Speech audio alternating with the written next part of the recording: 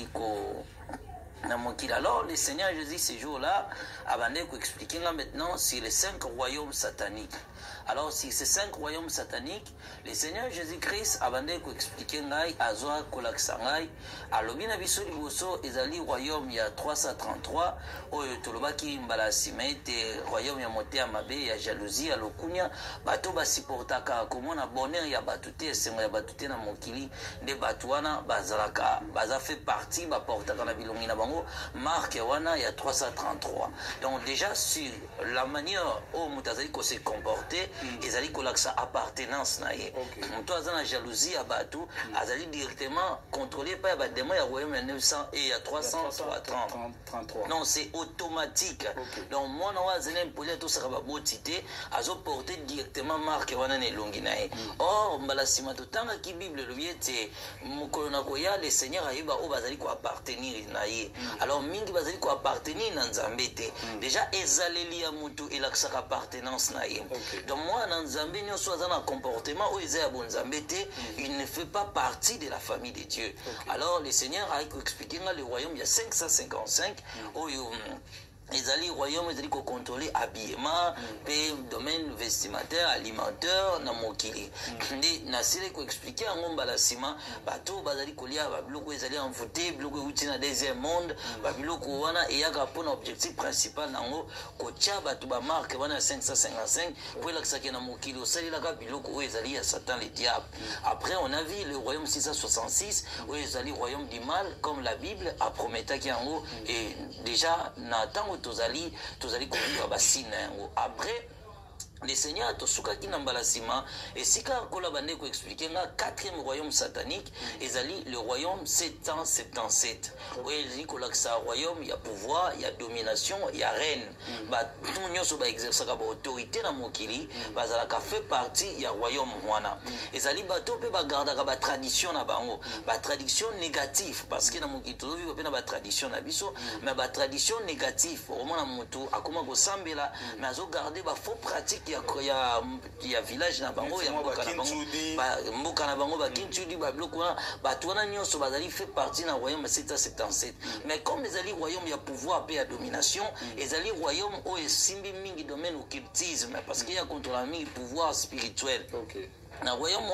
il y a beaucoup de pasteurs que le Seigneur m'a expliqué ici au Congo et dans le monde entier. Il y a des pasteurs comme Koni, bon, qui peut-être Aza Nigérien, un pasteur très célèbre pour ce temps, Aza très connu, il fait Aosaba miracle mingi. Alors ils font partie de ce royaume, il y a le royaume 777.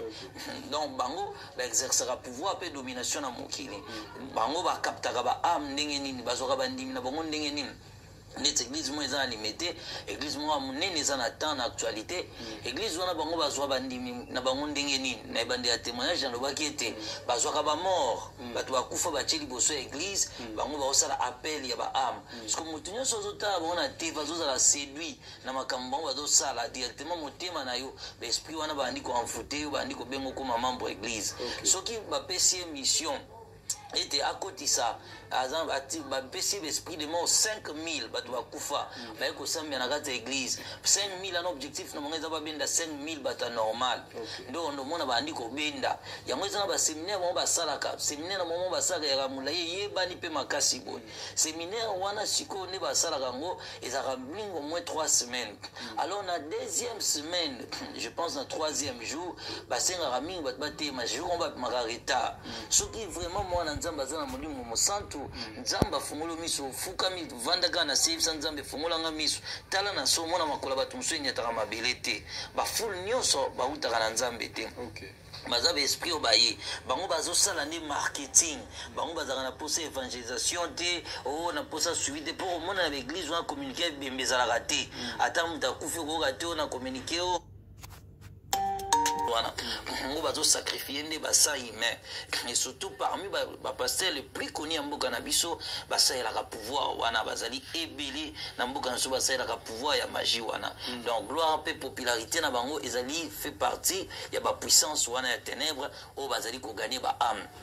Ndé après, le Seigneur va nous expliquer un pouvoir, on a même pouvoir, on a des politiciens, ça y est la rango. On a tant de na revendication, il y a des songolo, au milieu des autres, lobby des autres, lobby des autres, lobby na bon, ça li appel, ça la appel na bon, on a croyance moko, ou à prétendre comme si on a papoté évangile ya mokili, ou à bien en église universelle. Alors, bango, travailler comme on a bon, on a mokili, ça la samba ba yuka na raté, mais dans le monde spirituel ba yebani,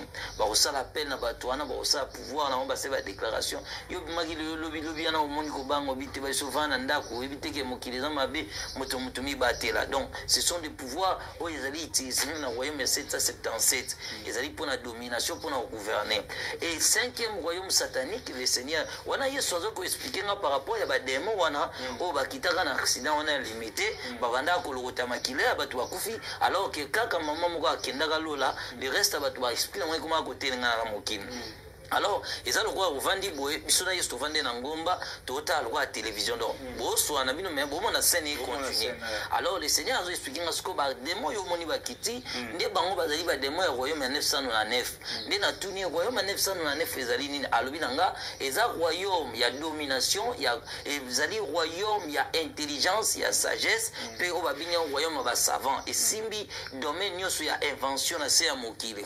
Babiloko le roi tout ça la ba téléphone. J'ai épinglé mon dame, il y a expérience, tout ça, le Seigneur Jésus-Christ, tant que tu visiter le deuxième monde. Nakuta ba plasma, oh, kuna ba selango 3000 ans déjà passé. Donc, vous n'avez pas selango, les cas Android, tout le monde a des téléphones, ma casse, ba iPhone, kuna ba selango déjà 2500 passé. Donc, kuna ba chango na ba dépôt, ce qui t'a n'envoyé koki, dès qu'on a ba tapote, ba tinde la rabiso biloko, bilamba tombola, ba ngope kuna deuxième monde, des rasso qui t'a n'envoyé koki, ba demande ba kozo richesse, biloko wana ici basaele si expira bandi kukicha biso ngona mokili nde biso to mona ngwe loko asika. Alors, bon, qui tient ça dans les savants, on transmettre intelligence, il y a pouvoir. Tant que on va inventer un mot, ils allaient au deuxième monde, ils ont la communication dans le monde matériel. C'est pourquoi les enfants de Dieu, nous sommes Simba, nous sommes là, il faut beaucoup prier. Ils allaient, et tant qu'on peut bloquer bébé, on a bloqué Chanel, on a bloqué Versace, on a bloqué Gucci, on a bloqué Yuji Yamamoto, on a bloqué Tokoyama, d'autres Gabbana. Alors, tous ces gens-là, autant dans la biographie, au monde c'était parfois des homosexuels, mais à vrai dire, des rosicrétiens pratiquants, il y a des sciences il y a beaucoup de sciences qui pratiquent pour nous ça l'invention na mokili. Alors comme ça la pratique inventer biloko na mokili et les enfants de Dieu seront séduits, vous allez capter dans kati ya biloko wana tout na kati ba alliance wana. Ndé bango bazali ko bango ba yana ba intelligence ba gratte-ciel, ba avion, ba biloko tout ça il y a un mokili et où tu as un royaume 909. C'est pourquoi la Bible dit que Satan, le diable, azali na puissance dans ce mokili. Oh, il est le prince de ce monde. Et comme ça que le diable a dit qu'on contrôle le système, nous avons vie à battre dans le domaine de la médecine, au monde même comme ça là, pacte des démons avec les hommes. Le pacte des démons, ils allaient pratiquer, la chirurgie esthétique, la chirurgie esthétique, ils allaient plaquage démoniaque. Ça là déjà dans le deuxième monde, il y a la transformation des visages. Ça là quand on peut na batamukiri, au moins bébé dans ubutama, bayibi longine bazu longine mutumsu balatisi. Alors bazu pratique dans le monde matériel. Alors le Seigneur Jésus m'expliquait et moi je voyais maintenant ces démons continuer parcours na ba démons na ba longwaki ce qu'on a limité place ba lokote makila wana na ko hydro wana ba bani ko poursuivre chemin na bango ba ki était misamu tuka na bango ti liboso ya 20 mètres. Alors to ba komi na 20 mètres le démon wazaki mukolo wazaki roi chef na bango nyonso parce que les démons sont toujours accompagnés par les princes des démons. Alors apesi bango ordre ba ki na bango ki ko capturer ce ko abi pour nini to lokoti makila bato ba kufia ce ko ba kolo makilo bazawapi bokende koluka bango nde bademo wana bakontinuaki bazaki 12 mosusu baki luka bato wana bayesi kona bato nyonso bakangi bango balie bango bachaîne balie bango bachaîne balie bango bachaîne bakomi na eti liboso ya 20 mètres liboso motuka nde batelemisi bato wana ntango batelemisi bango biso na montagne na nkolo yesu toza kotala demo wana bandi kotala soki atali elongi ya oyo alobi oyo botika ye bafongoli bachaîne batiki omona moto yango akimi azolela ndenge kaka bato wana bandaki kokima bokundanga mpona nini akufa te okomona moto mosusu alobi oyo bomatie na motuka oyo botika ye oyo bomatie na motuka oyo botika ye oyo bomatie na motuka soki natuni seigneur mpona nini azopona bato mosusu bazotika bango bato mosusu bazomatisa bango alobi na ngai boye alobi bato wana azali kotika mpo tana bango aliwa ekokaki te na mokili ngai na bino seigneur me motu nyonso akufaka na temps oyo obongiseli abi na ngai oui liwa ezali na 4 degré na mokili premier degré ya liwa ezali liwa selon la volonté de Dieu oyo nzambe alobi ete moto esengeli akufa Genèse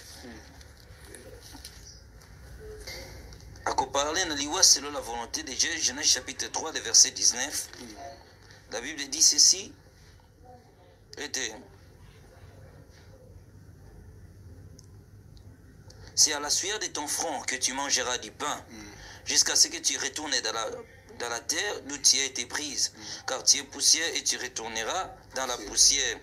Alors là, c'est le premier degré de la mort où Nzambe a établi na se amoi et via moto na mokili et un jour moto sengeli akufa. Et deuxième degré de la mort, le Seigneur va m'expliquer. Alors le deuxième degré aliwa ezali la mort selon la volonté de l'homme. Moto akufi selon volonté des hommes plutôt. Moto akufi na mokano ya bato mosusu. Nde ezali deuxième degré aliwa. Et deuxième degré aliwa na to ko retrouver ngona aliwa ya Caïn na Abel. L'Éternel dit à Caïn, Genèse chapitre 4, le verset 9. Et ça dit deuxième degré à liwa na mokili. La mort selon volonté à battre. O mona ka o bando ki balie mutu wana, o ba criminel baboma ki mutu wana, liwa na kolanisa maponda. Pour kokufa te, c'est pourquoi le Seigneur a dit Makila ndekono où est ton frère Abel parce que notre destin ezaki prévu que Seigneur a kufa. Alors troisième degré de la mort, le Seigneur me dit maintenant la mort selon la volonté de l'homme lui-même. Oh mona ka moto te bazoki discussion na mobali mutu wana komi suzi memie na liwa. Mutu wana se suicide na miso nzambe amibomi pona eluko ya mokili. Opombala boye kinga pasi wana meli poison amisali mabe to akanga liaka su te akufi na souci to mutu amichubi mbeli ainsi de suite de Touana ils la mort selon la volonté de l'homme. Ndeko na biso mo congolais outé komi bwaka na niveau ya reine na France, il paraît ezalaki pona mwasi donc image wana pesa yi batebele passé. Oui, là c'est la mort selon la volonté de l'homme. Alors quatrième degré de la mort, le Seigneur me dit maintenant la mort selon la volonté du diable. Tué par des démons, tué par des occultistes, ainsi de suite. Il y a 4 degrés de la mort sur la terre. Alors, si on va tout le monde a liwa c'est la volonté de Satan. Liwa c'est la volonté na eto, liwa c'est la volonté à battre. Batuana molimo na bango ezakana tante, ezakana ikindakana lié di repoter. Alors binde yango wana bato wana ozaki komona baza kotelengana na mokili po parce que bato wana baza na esika kokende te nde bato wana tolotaka bango na bandoto kolala ozolota mama na biso akufa na loti mama ye bana nga bozala malamu en tout cas bovana na bino kimia vraiment nalingi bino mingi botala nga esika na kei esika kuna na kei nazosufrir botala esika na kei ngai boye nazonyokwama etala place nga na kei bato wana tolotaka wana nde ezali la mort selon la volonté ya bato wana bakufa na volonté à Satan, la volonté à Batou, puis la volonté à démon, ainsi de suite. N'est-on la volonté à Yemoko. Batouana, Bakouzwa jamais accès à l'éternité. Milimo na bango banda kotenga na mokili. To banda kolota bango na bandoto, to bandomona bango na vision, ainsi de suite. Ne Batouana bazana place ya okendete. Ne batouana ba se promener na mokili. Ne batouana ba kota na manifestation. C'est pourquoi ba pasteur wana ba occultiste, ba musicien chrétien mususu to ba musicien profane, ba sala kapel na batouana ba kufa donc ba oyo balandaki na baso na bande ko introduire ke na mona batouande ko telengana ndi awa Yesu siko ko expliquer nga ti omoni bazaka ko capturer bango po batouana bazana esika ko kendete. Molimo mutu soki akufa kina accident place akufa ki esika molimo ne ko vanda. Soki ezaki mukolo na ete. Po nzamba ko accepter bango en éternité, il faut pas achever mikolo yo nzamba bungisela bango. Yango pasteur wana otokutana na wana ya matete, pasteur wana abande koloba ete na tikala na 40 ans de vie na ngai soki nazaki na ngana mokili. Donc bato wana bakovanda kaka na eta wana tino bakokokisa mikolo nzamba tjelaka bango na se ya moi po bato wana ba embrasser éternité pour toujours. Nde yango abi Yesu abi nanga c'est pourquoi milimo ya bato wana ezako kotelengana na mokili. Nde yango wana ezaki bato wana yango alors demo wana pe azwaki bango te abinanga maintenant bagar bademo omoni ya 999 bazali pe banavigateur bango bazali bademo sur navigateur oyo bakontolaka le lieu céleste wana tokokoma pe alors mosala bango ezali nini yango wana ntango bango baye moto akufi na nzambe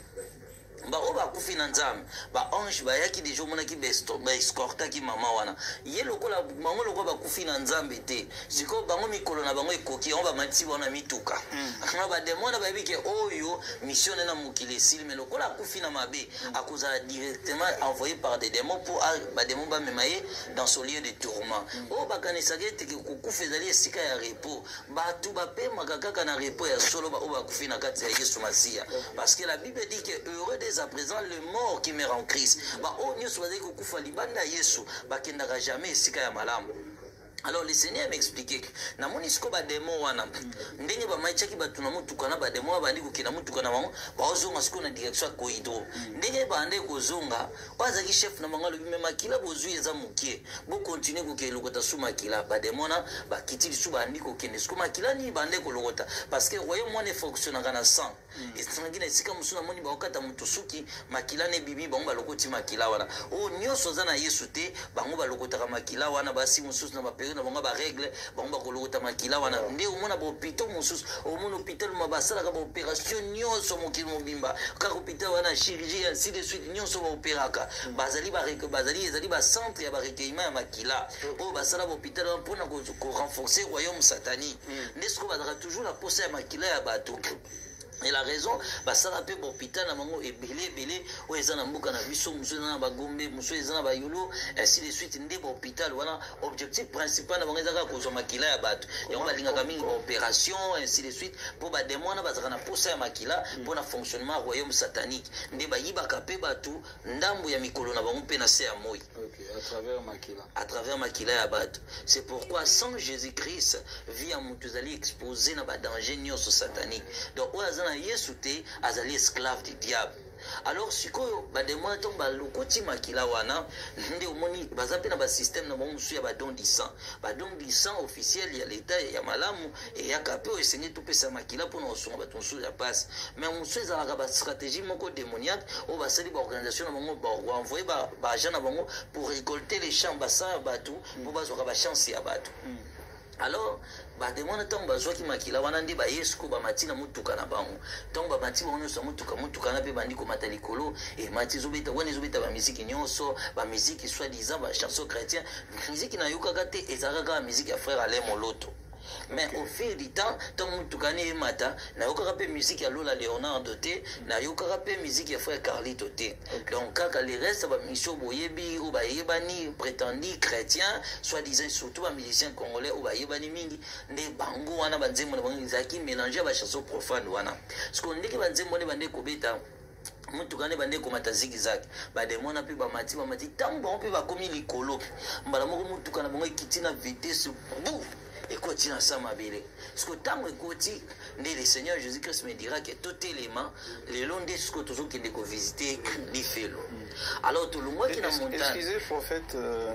pour tous les cas étape wana te na nazwaki nini mo na tamwamba tozana yo awa nazwaki na koyoka déjà émission tant on parler na ba royaume wana na yokaki royaume ya 333 oui na yokaki royaume ya 555 oui na yoki ya 666 na ya 777 999 c'est quoi apparemment ndenge na yoki 444 t et puis na yoki 888 t yango exacté Tonini. Et puis deuxième question na partie autre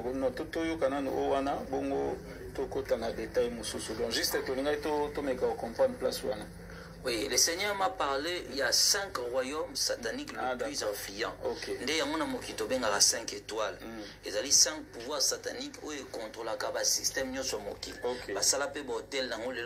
5 étoiles, 5 étoiles. Il y a l'œil du monde. Il y a tous les domaines par lesquels Satan a contrôlé Moki. Au monde, il y a 333, il y a des royaumes à caractère, il y a des comportements à battre. Agitation, politesse, mauvais comportement. Au monde, il y a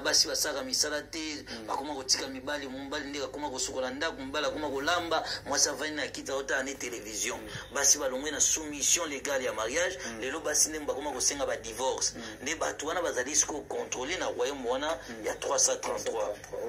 Alors, le Seigneur va m'amener maintenant, il me dit, comme bademo oyo bakoti na mabele, wana bakaptira ka pe chantre wana, wa yemba ka banzembo wana na baki na bandeli frère wana akufa wana, ayemba banzembo ebele, akenda pe na banzembo muso etali, biloko tusela na ba réseau, ayemba banzembo nango. Siko ye frère wana azaki pe parmi bato bademo so bakangaka nde le Seigneur me dira maintenant tolongwa na montagne tolanda bademo wana ya 999 na nzela na bango nde tokomona lifelo parce bademo wana bango bakotaki dia na mabele ntango mituka na oyemba ti likolo ekoti na mabele nde ce jour là tolongwaki na montagne biso mpe topusani donc tomati siko na espace tokoma ekotala mokili na se nde ntango tozali kotala na mokili ezalaki molili moko impossible nde na molili wana na bande komona biloko moko lokola bantonnoir donc oyo tobengaka na lingala bamolongosi alors bantonnoir wana ezalaki na nombre ya 12 ezalaki tala minene ezobaluka mokili mobimba ezobaluka tala bantonnoir yango ebalukaka avec vitesse na tunikolo oyo eza nini ayebisinga 10h ebeti lelo esengeli ozonga ezalaki premier jour ya visite nanga et les jours suivants le Seigneur akoya kozwa nga alobi tokosala voyage oyo na lifelo pendant 351 jours pour visiter les 351 prisons de l'enfer nde siko ntango tozongi deuxième jour likolo wana tobandi komona bantonnoir wana na uti koloba ezalaki na nombre ya 12 ebujaka na basense nyonso ekobaluka ezolela mokili mobimba yango etambolaka ezotourne soki ebaluki esangani ntango ekosangana ekomi molongosi moko ya monene etonnoir wana eza 12 esangani ekomi ya monene ekangi livraison ntango ekoganga livraison sokonga na ontuna yesu oyo eza nini ayebisinga ezali baentrée ya séjour de mort to ya enfer nde na nzela na yango tokokota oyo mpo tokende kovisite lifelo Ésaïe chapitre 5 le verset 14 la Bible dit c'est pourquoi le séjour des morts ouvre sa gueule outre mesure alors descendent la magnificence des enfants d'Israël. Alors le Seigneur me dira maintenant oh ils allaient les entrées et enfer parce que ceux qui sangani baluki komi munene babandi kosopa bato na kati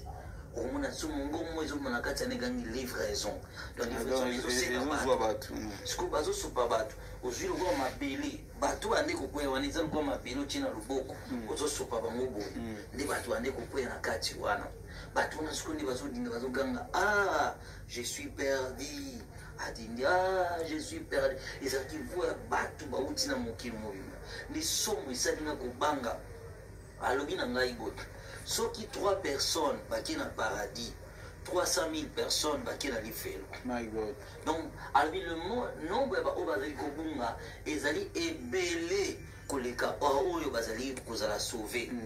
Alors batona ndi bande kosupa bonga bandi kobanga na non Seigneur na koloba na mokili ke lifelo ezalaka mais na kokota na esika otabi non ozana intérêt ya komona makambo oyo pona lingete bata mokili bazala okura ya makambo esala magana esika oyo no bata mokili ba yeba ete lifelo existaka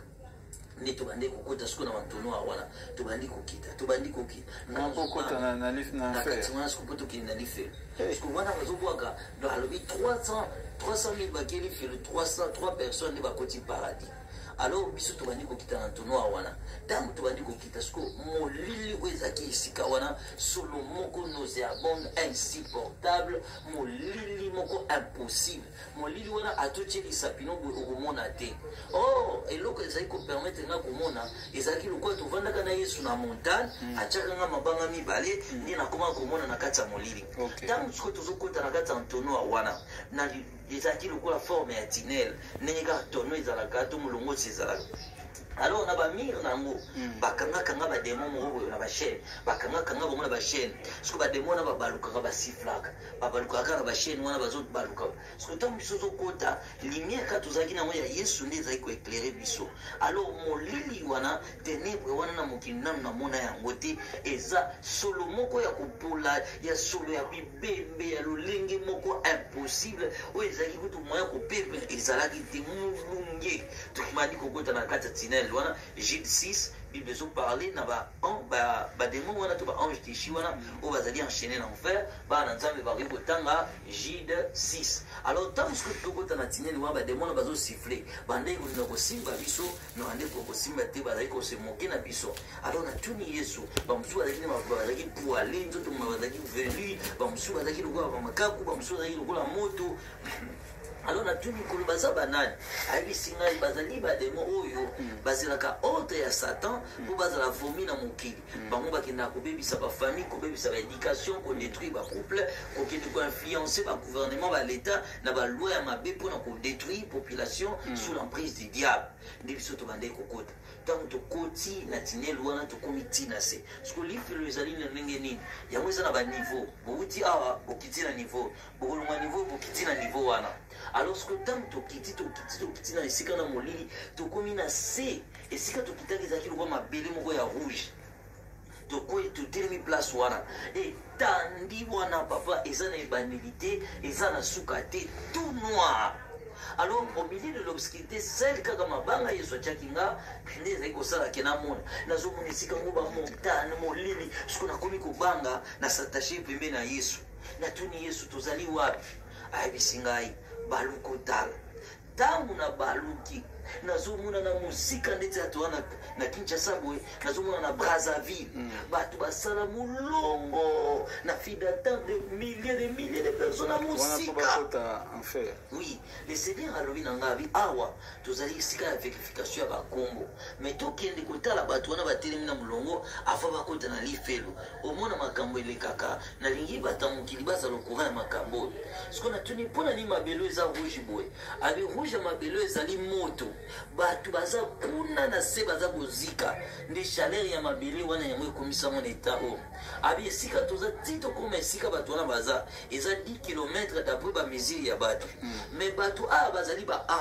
âme na bango ezali reflet ya oyo mutu azalaka na mokili donc morphologie ezalaka na mona mokili yango kozala nango kuna mais ezali na rupture radicale entre batu bazali awa bakoki kozonga lisusu te na mokili ya batu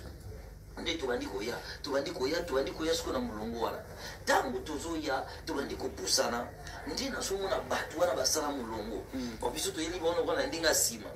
mulungu ngozomona ekenda tikuna liboso siko tangu tokomi esika mulungu ngo esalaki loko esuki depai mutasuka batasuka batelemaki batawa bapesi mukongo esika biso toye ezalaki ndenge bana basaka mulungu na place mulungu ezalaka bavoa nzela vide etikana ndena bavoa wana vide ezalaki na badémon oyo babande kotambola bazali kose promener na bavoa wana démon wana namonaki azalaki na forme lokola mbwa asimba chaîne moko ya monene boye ya moto bato wana siko batelema na mulongo wana bazalaki na basede na maboko na bango makolo na bango ce que je remarqué makolo na bango à partir ya awa makolo na bango ezalaki ya kozika awa nyonso ntina se ezika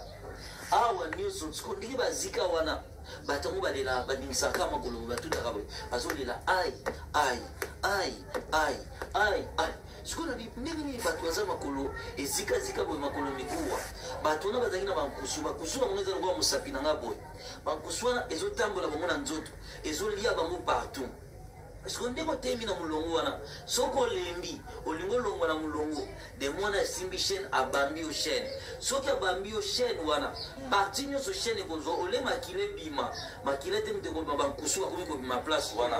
bana nzambe bato kotanga na Marc chapitre 9. Voilà, Marc chapitre 9, le verset 44. Et je prends aussi le verset 48. Que d'avoir des mains et d'aller dans la géhenne, dans le fait qu'il ne s'éteint point. Si ton pied est pour toi une occasion de chute, coupe-le. Mieux vaut pour toi entrer, boiter dans la vie, que d'avoir les deux pieds et d'être jeté dans la géhenne, dans le fait qu'il ne s'éteint point. Et si ton œil est pour toi une occasion de chute, arrache-le. Mieux vaut pour toi entrer dans le royaume de Dieu, n'ayant qu'un œil, que d'avoir deux yeux et d'être jeté dans la géhenne, où le ver ne meurt point et où le feu ne s'éteint point. Car tout homme sera salé de feu. Amen. Ne bato wana bazaki na bankusu wana na banzoto na bango sikoyo na bandi kotuna Yesu abi nanga soko longoli mutu alongoli kusu moko wana bakusu wana bakose multiplier bakomi 700 ba âme wana nyonso bazalaki humilié neta na bango. Alors biso tobandi koya na mulongo wana tozokende komona sikoyo epai vérification bakombo esalamaka ava bato bakota balife mais bato yango bazalaki na basede na maboko natuni basede wana bato wana basimbi nini alobi nanga basede wana basimbi na maboko ezali testament de l'existence natuni testament de l'existence yango ezali nini ezali psaume 139 je pense c'est le verset 16 Psaume 139 Psaume 139, le verset 16, la Bible dit ceci. Quand je n'étais qu'une masse informe, tes yeux me voyaient. Amen. Et si ton livre était tout inscrit les jours qui m'est destiné avant qu'aucun d'eux n'exista. Alobi nangai, abi wana ezali testament de l'existence. Natuni testament de l'existence ezali nini? Azali nzambe apesaka ngo mutu. Alobi avant mutu ayana mokili. Esprit ya mutu ezalaka d'abord appelé par ya nzambe na éternité. Nzambe akobenga yo mutu. Alobi ete tala yo Eric, yo kokende na mokili. Nazwi exemple na ngambo alobi yo Aston, yo kokende na mokili okozala prophète. Okoteya sango malamu, okoloba boye na mokili. Papa na okomoni kozala intel. Aston okokotama par exemple na 2050. Papa na okozala komoni kozala mangwilu, komoni okomoni kozala mbaya. Okokotama na famille mbaya, oto na famille mangwilu na 2050. Mais tala ba parents ba kokotana ba circonstances boye. Mission na mokili kosala kozala boye. Nzambe akoyebisa na esprit na yo. Parce que Moutazan a trois parties. L'homme a un esprit, a un corps, a une âme. D'après 1 Thessaloniciens, je pense, le chapitre 4 ou bien le verset 23 comme ça. Alors, à combien est-ce que l'esprit n'a pas dit qu'il y a esprit na yo? Makambo yo kosala na mokili du premier au dernier jour. Alors, tant que nous avons aussi savoir que mission na mokili, à ko remettre na maboko. Babingi yango lokola plan directeur dans testament na yo. À remettre na maboko tant à remettre yo esprit ya mutu na ekozala envoyé na centre moko nde le Seigneur à ce jour là abinanga tout kende ko visiter dans centre d'immigration na centre d'immigration c'est un lieu d'attente avant esprit à envoyer sur la terre so ba twana pona ba kenda ba vandi na étoile na bango bazo c'est la testament plan nyonso makambo kosala na mokili oyo kozala docteur oyo kozala infirmière oyo kozala boy oyo kozala juriste oyo kozala boy nyonso wana ezali écrit na plan directeur na yo esprit ya moto ezali kozela temps na ye aya na mokili sikoyo bademon navigateur bademon wana oyo aroyama 999 bango batangaka étoile bible ezosupose yesu aexplike nga bi omoni histoire babetaka ya bamage ndenge oyokaka bamage na bible bamonaka étoile na ngai ndenge mpe esalamaka dans le monde spirituel sikoyo baange wana ya royama 999 bademon wana bango basionaka sikoyo batalaka baétoile bango batambolaka likolo na mokili na espace bango bakendaka kotala baétoile na biso ndenge monaka baétoile engengaka likolo bango nde batambolaka wana bazotala baétoile bamona étoile moko ezongenga eza na motu moko fo botama na mokili toke na centre d'immigration bakokota sikoyo ntina kati ya centre d'immigration bake komona plan oyo nzambe atielaki yo bamoni esprit na ovanda esprit wana aza sans défense parce que na alati corps te bango sikoyo bakoya bandi kointerroge esprit na yo yango jo balobi tangu bana nzambe bande kosangana le diable aussi était au milieu d'eux alors sikoyo satan koya nde na centre wana abandi kovérifier alors bademon na ye plutôt ntango bakovérifier bamoni sikoyo ete papa ekia kobotama na kongo akozala boye batangi plan directeur no balobi sia ya koki kokende jamai asala makambo na mokili bango bazwi makambo nyonso bakopie batu sikoyo na tro na satan bake kopesa diable rapport ntango bakopesa satan rapport babi oyo yebi te ke motu moko akobotama eki to motu moko akobotama aston na mokili tala mission nzambe atindi asala boye na mokili asala boye na mokili satan abi jamais satan asaleli yo faux plan directeur achanger destin ya motu asaleli plan ya lokuta akomi makambo ya lokuta bango sikoyo bakozela mokolo esprit ne koya tango tala moto ekorapport ya na mokili le Seigneur Jésus me dit ceci nzambe atindaka déjà bien avant baange bienfaiteur bakobongisa famille na yo bapara na yo ekolo kotanga bisiko kozala baange wana du bonheur bazozela na mokili sikoyo yo ntango esprit ekozala lancé esprit eyaka ndenge nini ntango mwasi na mobali baosala mo rapport sexuel semence ekolongwa pa ya mobali esprit ozalaka eutaka na motu te esprit semence ekouta na papa ntango ekoti pa mama nzoto eutaka ezalaka forme pa ya mwasi parce que ntango nzoto esprit semence oyo ekozala ovile ekozala choisi ya vie sperme ya vie oyo ekokende pa ya mwasi yango ekozala motu ntango yango ezokende esprit ekozala déclenché dans les lieux célestes mpo ya kokota na semence wana motu avivre sikoyo yango ntango ekozala déclenché olo ezala dirige nzambe atindaki yo na congo vivre na rdc boye na boye diable akozwa adésorienté esprit wana atindi yango ta mosu na gabon ta mosu na tanzanie ta mosu na afrique d'ici ta mosu na europe ta mosu boye bachange yo siko place bakeluka mpe esika bato mosu baosangana balance semence na yo nde okomona motu wana abotama siko na peyo nzambe abongisela ye te baange bienfaiteur bakoloba mais motu tozela komi te ndenge nini bakozonga dans les lieux céleste mpo bapesa nzambe rapport nzambe akoyebisa bango motu wana aza na mokili yango Job 32 le verset 8 elobi en réalité dans l'homme c'est l'esprit c'est-à-dire moto aza esprit nzambe azomona ata bachange yo pays mais bachange esprit na yo te na mission nzambe atindelaki yo na mokili nde moto wana abotama na terre na ye te moto wana akomi kosouffrir mais lokola esprit eza ya nzambe nzambe akosala nini corps bachange yo pays mais esprit etikali ya nzambe nzambe akoramena komona kaka papa ekibanda lungwa kongo akoma na braza papa ekibanda kenda nigeria afungwama vi na echangea donc destin na ye ezalaka kuna mais bachangeaki corps mais bachangeaki esprit te parce que nzambe asinteresaka na l'homme intérieur alors nde bato wana mosusu nde mpe ezali histoire ya bademo incarné oyo baya na mokili diable atinda bato mosusu balata banzoto babotama na mokili mais bazalaka bato te. Alors le Seigneur expliqué nga. Jusqu'au deuxième degré du testament de l'existence des alignes. Comment papa qui a voté avec na Congo ba changer mais papa qui a Nigeria vi na efungwami makamne efungwami. Nzambe siko atala ka destination et esprit. Diable a changer corps mais a changer esprit ya mutu te na destin ya Nzambe. Nzambe a kozongisa mutu kaka esika oyo ya bungisa mutu wana kende. Na deuxième degré il y a testament de l'existence et il y a enregistrement il y a acte nyonso bato bapozaka na mokili et ça la makandingi ni le Seigneur me dit ceci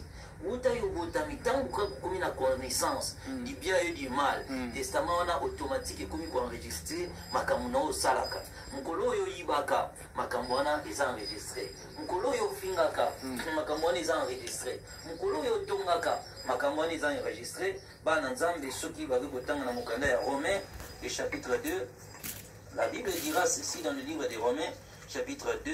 le verset 16 ce qui apparaîtra au jour selon mon évangile Dieu jugera par Jésus-Christ les actions secrètes des hommes. Bah, actions sont dans les secrets, il y a moins à enregistrer. Oh, finga mutulika mo finga mutobosa musala mutumabe yo bosana. Mais testament na yo et bomba image. Ya ngwe bomba kaka ba vidéo makamunyo so ba art ba posa kana se ya moyi. Yesu makamunyo so enregistré ngo. Siko mukolo yo kokufa testament de l'existence wana. Yesu robina mukili yo bengaka conscience. Makamunyo so mutabe bosana ya mabena mukili. Ata wanga nebe lokote mais conscience ya mutu sala nini ya enregistre kama kama mwana bani ko rappelo ki acte ça qui eza mabe siko batu wana ndeso bitango bakufaka bapasaka na premier degré ya jugement babengi mo jugement par conscience donc wana ezana ndukutu makambo yo salaki yo moko na mokila to lobi osambela kate bible lobi pour les païens o bayebi loi te bako juger sans loi alors siko nzamba ko sambisa na bato alors wana balekaka na vérification par conscience avant bazala na juger la parole de Dieu bato bazo passer na vérification bato wana baza condamné dans les séjours de mort na makambo conscience na mweto nini ezo reprocher bango neto tubandi koya tokomi siko epai mulongwane saki lokola bosuka bato wana bazobengaka bango na bakombo ntango tokomi liboso place wana tokomaki ezalaki na mesa moko ya molai ekoki kozalo le Seigneur m'a dit 18 mètres d'après mesure ya bata mokili demo moko avandaki liboso wana avanda liboso ya nini ya mesa wana ne demo wana azaki na o bilamba bala mike balataka lelo bakomaka Pokémon alors Michael wana na se bakomaka Michael parce que Michael avanda liboso ya nini wana ba mama balataka bana mo polo wana Pokémon nde ye wana siko Michael wana avanda liboso ya mesa wana na liboso ya mesa ne ezaki na ba livre ngo bakomi condamnation de mort ezaki ba livre belé na mupanzi ezaki na TV moko ya plasma na TV wana plasma tokuti déjà Michael wana abande ko sala appel. Le Seigneur me dit Michael oyo azalaka ange azaki ko confectionner ba vêtements ba ange na paradis. Mais tant le diable azaki c'est lui il est pas azaki jeté sur la terre et lorsque maintenant l'homme a péché Nzamba a ses punitions wana a vérifier ba kombo ya batu pour batu qui est dans ces lieux de tourment avant le jugement du grand jour. Et si quand tokomaki tokuti Michael azosala appel ya mutu liboso singela ki aleka na vérification des noms ezalaki mwana moko ya muke mwana wana azalaki na 9 ans likolo siko espace ezalaki na ba démon musu bazalaki lokwa banyama bazopungu lokwa bangembo bazoseka bata démon bazoloba boni réjouissez-vous ici c'est votre royaume pour l'éternité bino bolandaki mabe bo